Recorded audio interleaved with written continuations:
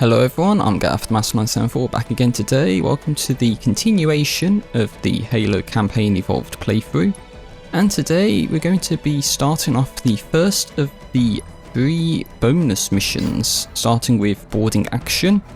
So this is going to follow on from the end of the playthrough, although I guess technically lore-wise this is actually before the first Halo game, as it's going to say in just a moment. And when you go into the mission to actually play it, you can select schools. Yep, we've only found 2 still. No additional schools being found. But we get an intro cutscene here, and I just want you to take a look at this and tell me what this reminds you of. But there is no narration, and I don't think there's any dialogue either, so I'm going to keep talking. But it's 2551, approximately 1 year before the Halo event. An alien alliance known as the Covenant has invaded human space, destroying our worlds and decimating our fleets. The UNSC has been desperate to strike at the heart of the alien empire, but have yet to learn its location. Above the glassed human colony of promise orbits a blah blah blah blah. Ultimately, victory for humanity. Yeah, I was a bit too slow to read that, but you know, the panning down as well. Does that remind you of anything? Planet down below remind you of anything? It reminds me of Star Wars. Just the text crawl and the sort of panning down above the planet. Couldn't help but be reminded of Star Wars with that. So anyway, there's this Covenant craft or whatever above a former human colony that was destroyed by the Covenant called Promise. And so this is just showing a random normal dropship coming in. Nothing too spectacular going on, you know.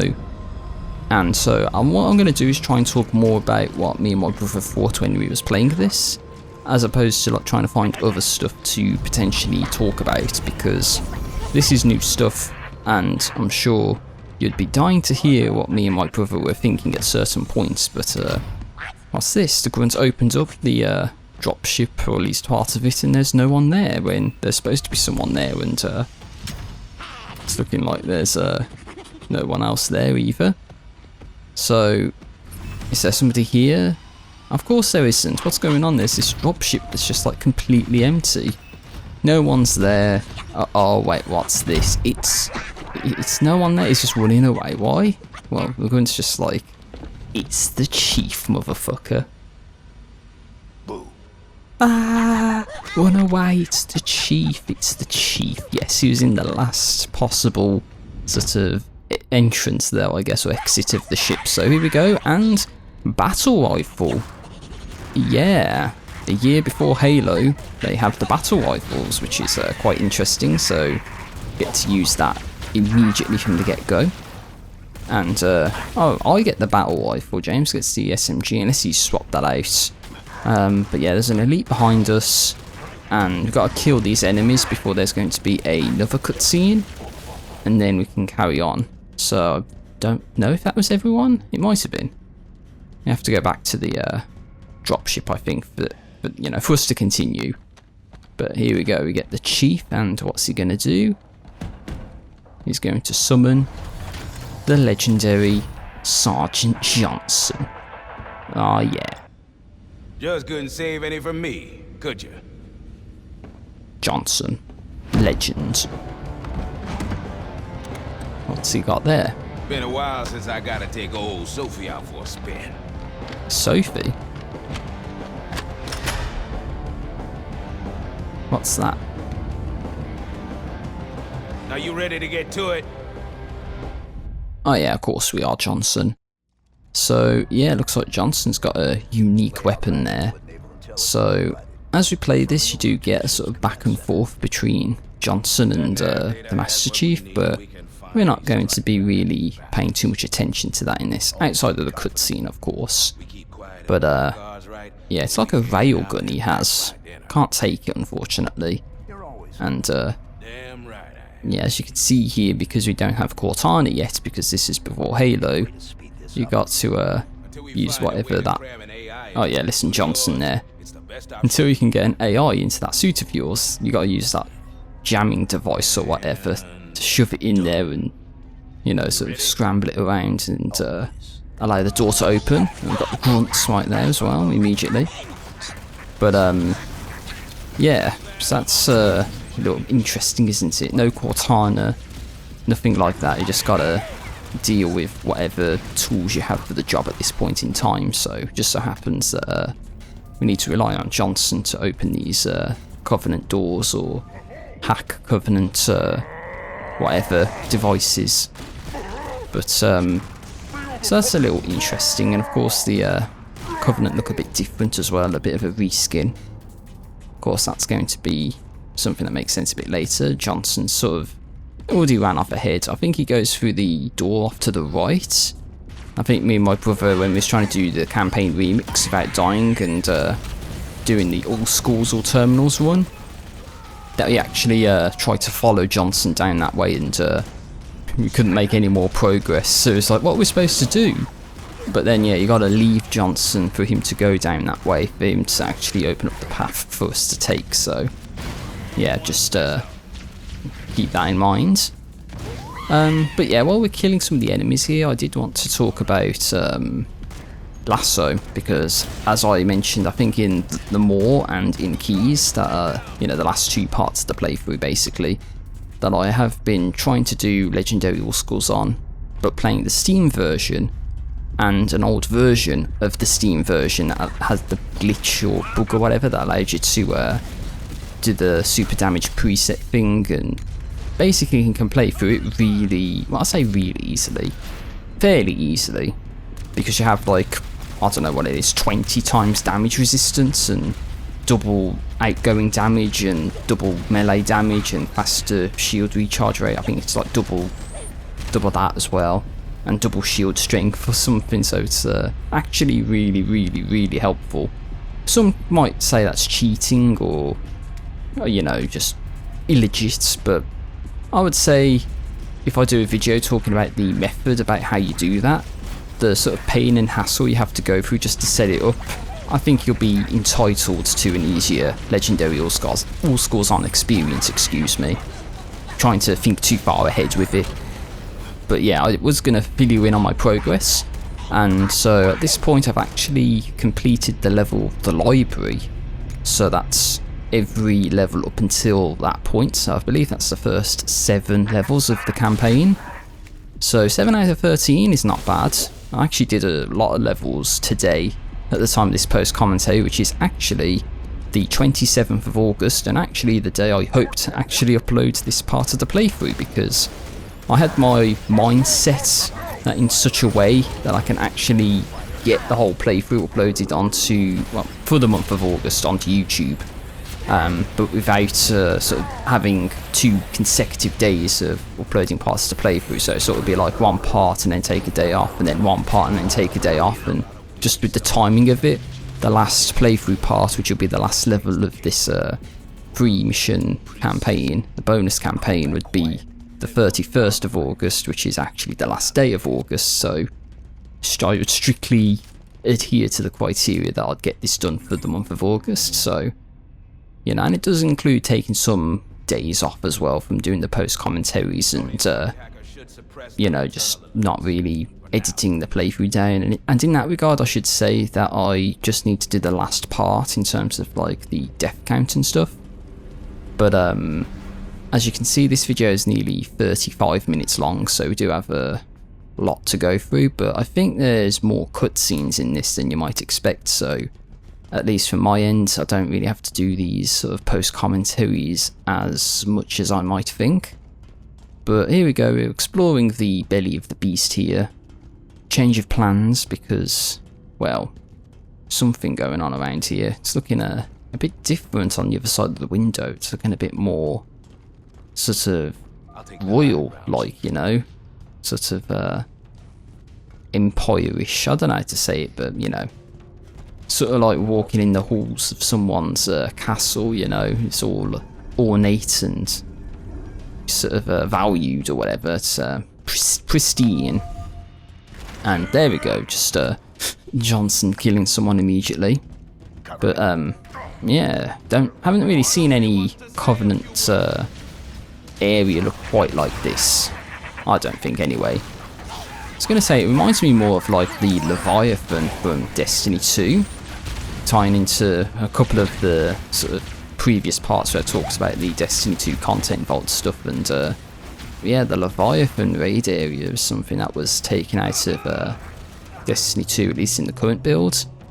But if you go into the Destiny 2 content vault, then you can actually play that area, and kind of reminds me of it with like the gold and sort of how big it is, and you know how nice it looks. And oh, James got stuck in the back of the, you saw that on my screen, he got stuck in the back of the leg and died. So oh well, 10 minutes for the first death ain't bad, especially considering the video is like 35 minutes long or whatever. So could have gone worse, it could have died in the first 3 minutes like in the previous part. But anyway, yeah, you saw me there, I ran out of ammo. It's the only issue with like the battle rifle, especially when you're in Covenant territory, you don't get much ammo. But as you see, there's a needle rifle around the back, and where I went there's actually an overshield. So, and as you see, I think I accidentally threw a grenade there. I don't know what I was doing, maybe I was trying to activate the overshield and just screwed up. Yeah, that happens. I'm doing a James when, you know, he would throw grenades accidentally because he was playing Halo 4 and the control scheme's different. Oh yeah, we never actually we never actually changed the control scheme or anything. Don't know what I'm saying, or at least I know what I'm trying to say, but the words aren't coming out properly. That's always a good sign, isn't it? But yeah.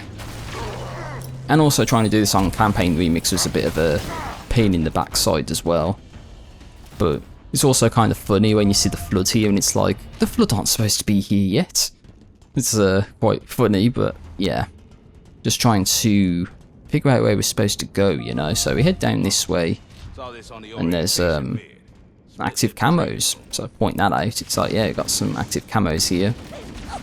And at least at this point in time as well, I should say, I have been following along with the Halo Completionist's Legendary All Scores On playthrough, just to see if there were any sort of skips that you could do.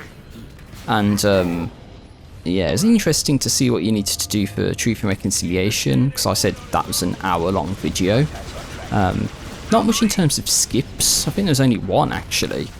I mean, you can skip enemies with the gravity lift, but you know, in terms of actual sort of progression skips, I think there's only one where you do a grenade jump, and I died to an invisible sword elite. I did not see him coming at all. I was focused on someone else, and he absolutely got my ass. So I think James is trying to splatter him and trying to get me to respawn. There we go, I got his ass. And that was uncalled for. I was going to say, there's only one skip where you did the grenade jump. You have to throw like 3 plasma grenades in the hangar of Truth and Reconciliation, and you can skip to the higher level, so you don't have to kill all the enemies and the hunters. So, which is quite good actually. I did that first try, by the way. Not one to like gloat about stuff like that, but it's quite nice to actually pull it off first try. It's a bit close as well, but I still did it. Oh yeah, and I had one death in that level as well, and I think that's because, I don't know if this is true, maybe somebody can fact check me on this, but because Lasso has Grunt Funeral on, if you kill a grunt, they blow up when they die, which is obvious. But if a Marine is close enough to, you know, grunt when he dies, and the grunt blows up and kills the Marine, I don't know if it's true, but I think the game interprets that as you killing the Marine. And because the temperamental school's on, the Marines basically turn on you, try to kill you, and I think Johnson can kill you in one hit no matter how much health you've got or shield you've got. And I think that's also the case for the super damage preset, even though, as I said earlier, you'd have like 20 times damage resistance, he can still like kill you instantly. And so yeah, that's something that you gotta watch out for. But as you can see, James is trying to bring the ghost up here. We gotta go up here to sort of get Johnson to mess with the sort of gravity lift, except it's more of like a gravity bridge here. And then we get across. I don't know if James is trying to get the ghost over, and I'm thinking I'm gonna snipe you in the head, Johnson. We're good. Let's hustle. But yeah.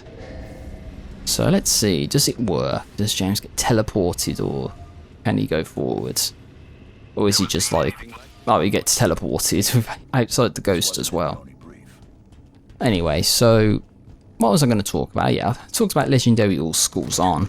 I actually had a really stupid idea for a potential video, and I say potential because I really don't want to do it, but it would be something like Easy All Schools On, but where unlike this, where it's like just some of the schools are active, it would be every single skull in the game, which would include stuff like Aquaphobia and Bandana, so you get infinite ammo, which is good, but then you'd have to deal with Recession and Foreign meaning you don't get any Covenant weapons.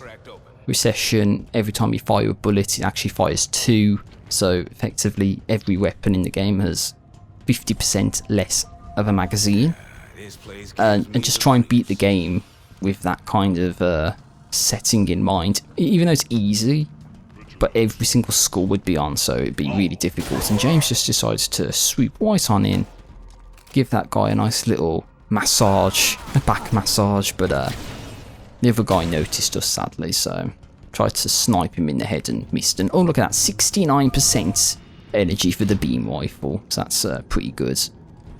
So just trying to walk around, trying to kill enemies stealthily, and of course that doesn't work out. I fell to the layer below, which is pretty bad, but I think I saw, yeah, there's a spiker there. Of course, that was from Halo 3. So it should give you an insight into what else from Halo 3 is going to be coming up. But why that was not in Halo 1 is something that you need to be questioning. So it'd have to make sense, like why would that be here, but it wasn't in Halo 1, but then kind of in Halo 2, and then definitely in Halo 3, it's like, question mark? You know, it has to make sense in terms of the sort of game universe. But here we go, we got this cutscene here, and I am gonna shut up because I think there's dialogue here. So yeah, I'll talk about that in a second. But yeah, I even left a marker in the video to talk about what just happened there. If you know, you know. But here we go, it looks like a prophet. What's a prophet doing here? Which prophet even is it, is the question. Well, I'll be damned. What's a prophet doing here? Beats me. Hey, Waddles, didn't think your kind got out that much. Why don't you just kill him? Hold your fire, my children. Have you enjoyed your stay so far, Demon? Had you and your companion given word of your arrival, I would have arranged a tour. Oh, would you now? I think we've seen enough already. Are you not impressed with our work here? I would have thought you, of all creatures, would appreciate such steadfast dedication to improvement. Is that what you call it? I call it many things, Demon. Here you can observe the true beauty of the Covenant. Our collective strength, a reflection of each member's devotion, the tenacity of the Ungoi, the cleverness of the Kigyar, the Sangheili, long our partners since the Writ of Union, the burning edge of the Covenant's blade. Oh yeah, in case you didn't know that already, be sure to explain them all. And the Jiralhane. What they lack in mind, they make up for in muscle. But under our guidance, my guidance, their rage can be controlled, reshaped. Some sort of strange device right there that's gonna do something to the brutes. Yeah, that's what we call them, the brutes. Are you no different, Demon? Okay, Mr. Monologue. Sorry to interrupt, but we're on the clock. Oh yeah, Johnson, badass. Why didn't he try and take the shot earlier? Oh, clobbered. Clobbernation time. Well, it took them out really fast. So there we go, yeah, the introduction of the brutes. We had brutes in this. A brute awakening, if you will. But yeah, a lot of explosions right there. But yeah, I think that's what's going to be in those pods we saw and seeing around here. It's just like a bunch of brutes, sort of clones or whatever, or spawns. But yeah, I was going to talk about that cutscene. I saw some people online, especially Every Frame a Pause or EFAP. James dead again, great. I saw those guys allegedly saying that that was the worst cutscene of this game.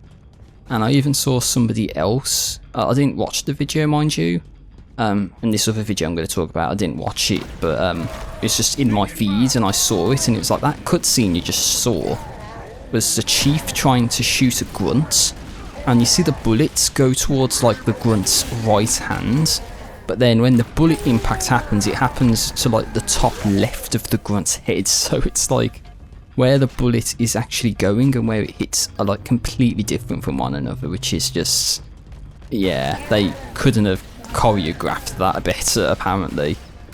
Absolutely awful. So I'm trying to take my time here, and then you see I just get absolutely just destroyed right there. Of course there's an elite that dropped down and punched me once while I was trying to take on the brute. So now James is just left to try and pick up the pieces, try and get me back. Well, his last hit of the sword killed that guy, which is quite lucky, and there we go, I'm back. With the assault rifle and the plasma pistol, so... yeah, apparently that cutscene you just saw was the worst cutscene in all of Halo history, apparently. Yeah, of course you need to have a recap of the who the Covenant races are, because, you know, it's not like that's ever been explained before. And then the introduction of the brutes, which then doesn't explain why they're not in Halo 1. Or the spikers, or the brute plasma rifles, and I think I'm having issue because there's a gap between the stairs and the upper level, so, oh yeah, James gets destroyed again. It's always nice watching James just get absolutely mowed down and blown apart in this, because he's, you know, he's just getting himself killed.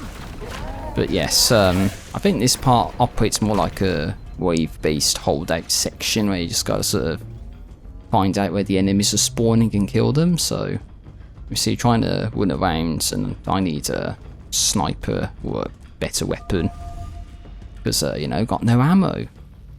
Anyway, I think we have made or killed enough enemies to make progress, so trying to figure out where to go, and also trying to keep an eye out for any other terminals or schools. You never know where they're going to be.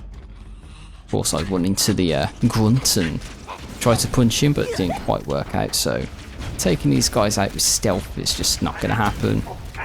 Try to close the gap and punch the jackal right there. But yeah, I saw from the Halo Completionist's lasso guide that this level and the next level, which is the most dangerous game, are quite long.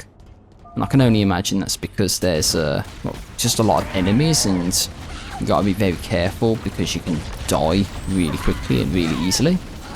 So I think you saw that I hit the guy with a fuel rod, one brute with one fuel rod shot, and he didn't die, which was really bad. Of course James died, so yeah, obviously because the death text has gone, I'm going to kill these guys and allow them to respawn in just a moment.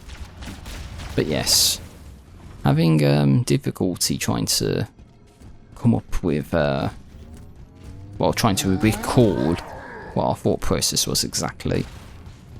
But yeah, I'm trying to sort of come up with any sort of rationale or explanation as to why we have brute plasma rifles, or the brute plasma rifles, spikers and that here in this ship prior to like Halo 1, and why they don't make an appearance in Halo 1. Like, what sense does that make? But of course it can kind of make sense if you want to play devil's advocate and say, well, this is a sort of experimental vessel, so they were doing research here, and you know, that's what it is. They weren't sort of officially deployed into the Covenant yet. But anyway, so trying to kill a whole bunch of them. I think I shoot a fuel rod down there to try and kill as many as possible. And oh, I think I just got destroyed by a stray plasma grenade right there. That had to have been what that was. I killed the brute, and then there was an explosion, and then I died. So it could not have been the brute who killed me there. But yeah, I think according to some of the patch logs for this game, that this level was actually one that can have issues with Sergeant Johnson, where you can get stuck somewhere and or you can get soft locked and basically you can't progress.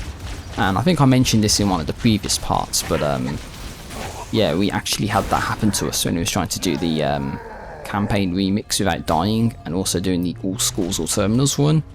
There's a part that's coming up, so I won't spoil it just yet, but let's just say in a part that's coming up, we didn't spawn in some of the enemies and we got soft locked, so we had to sort of quit and, you know, start the checkpoint from this area, and it wasn't fun, let's put it that way.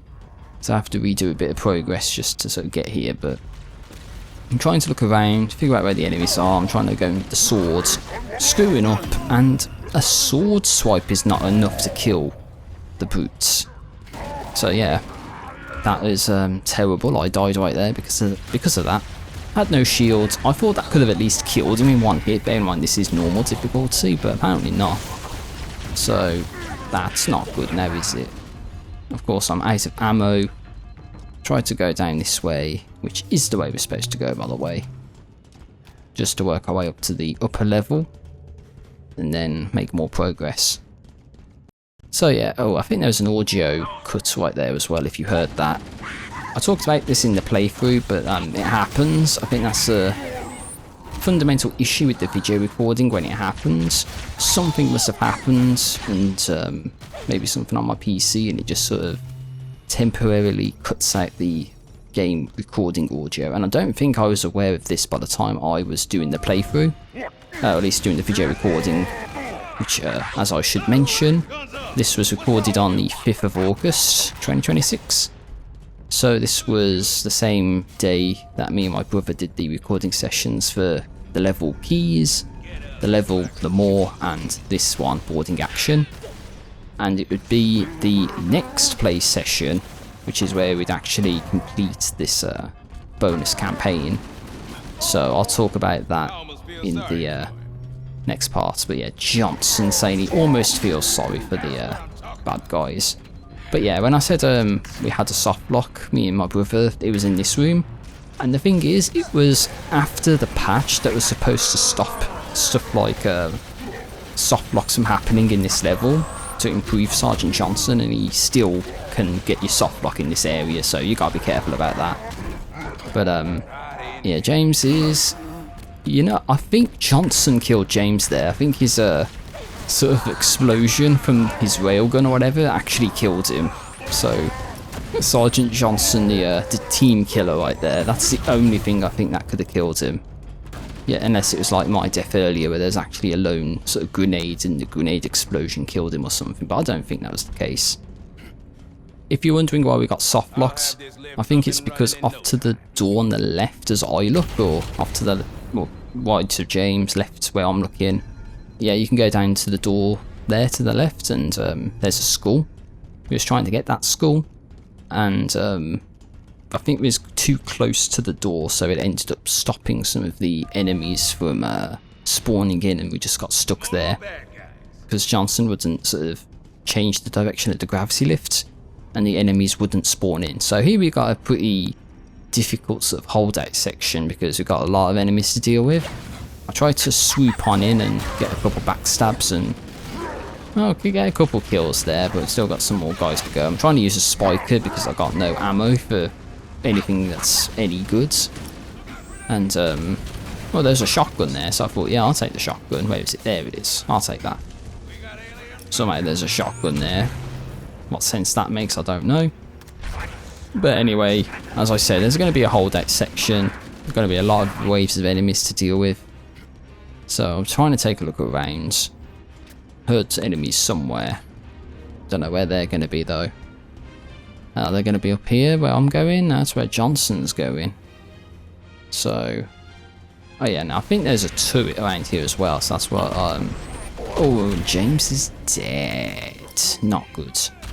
He's died 48 times in this playthrough, if you can believe it. I can't believe it.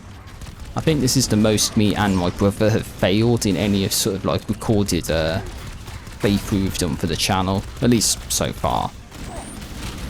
But yeah, I'm trying to use the turret to kill some of the guys, help out, while James sort of closes the distance to kill them. But let's just say James wasn't too happy about this part of the campaign. I think you'll see why momentarily. But yeah, it looks like the turret's just shit at distance, unfortunately. Like, I'm really trying to help out, and you know, I can barely see the guys as is because, you know, the split screen sort of gameplay or whatever, and sort of compresses my view so I can barely see what I'm even targeting at. And trying to help James with that guy right there, and he's trying to get the punch. He kind of missed his punch right there. Plasma pistol overcharged shot didn't kill him, and I think the brute punched him and he died. So sad times. I think you'll see me in a second get out the turret, because it's like, yeah, this turret sucks. It like really sucks. So I'll just get out of it and leave it. Yeah, so that's not good. But yeah, so we just gotta kill all these guys and then we eventually beat the mission. So I think that was wave 1. And I think we get hunters as well near the end. So I think at this point I'm playing a bit more of a let's figure out where the enemies are and kill them kind of role. Especially as I've got the shotgun as well, so that helps. So anyway, gotta find something to talk about. But I think I was making the point earlier about easy all scores on and doing a potential video. Oh, and James is dead again. That marks 50 deaths across the whole playthrough, where James has died in some way, shape or form. But yeah, I say potential because it's just like, I get these ideas sometimes of crazy things I want to do.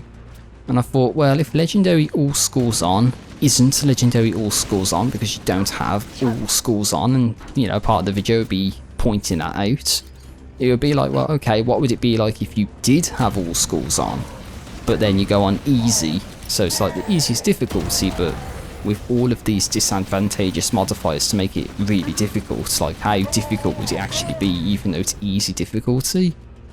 And then I think for stuff like Halo 1 and Halo 2, the results will be surprising because you have bandana, so you have infinite ammo, even though you have stuff like recession on. And I think Halo 2 would be very interesting because you have stuff like one that basically means you have to hijack vehicles to use them, but then you have like aquaphobia, so you can fly around, so that completely negates that. You have bandana for infinite ammo, you got the scarab gun. So yeah, I think that would be pretty easy actually. And James is dead again. His body just got exploded away by something, probably me. So I try to take the active camo. I'll run around. I see there's a sniper, trying to see what stuff there is. I'm trying to help out however I can. But yeah, I think this is the part where James is like, yeah, this fucking sucks because, you know, gotta deal with hunters and brutes and jackals, and you don't really have good stuff to use to kill them. So I'm trying to keep back and snipe the enemies when they don't know where I am. So I'm having a bit of a tough time here. And then there's rockets as well, so that's always fun. Makes me wonder how interesting this part could be with campaign remix. I see there's a guy in that turret which I probably was using earlier, so I decided to destroy it and kill that guy. James is dead again to the hunters. I hit him once in the back and he dies, and I think that marks the end of the level actually, so I was just a hair too slow to save James from dying right there. Kind of unfortunate. But yeah, that's going to be the level boarding action, everyone. There's going to be some dialogue here, so I'll be quiet for that. But yeah, I'll be doing my pleasantries in just a moment. What's going on here? Well, yeah, what is going on? You picking this up, Sergeant Major? Sure am, Chief. What's your read? UNSC BattleNet telemetry. Just ahead. That doesn't seem right. What could it be? A trap. Exactly. No way to be sure. There's a way. But our objective is that way. If UNSC soldiers are being held captive, we need to find out. Network connection lost.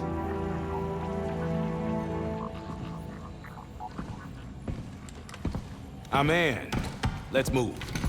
Alright, so we're going to find some UNSC apparently in the next part, but that's going to be the level boarding action, everyone. Thanks for watching, take care there, peace out, see you later, have a great day, and see you for the next part of the playthrough, which is the most dangerous game.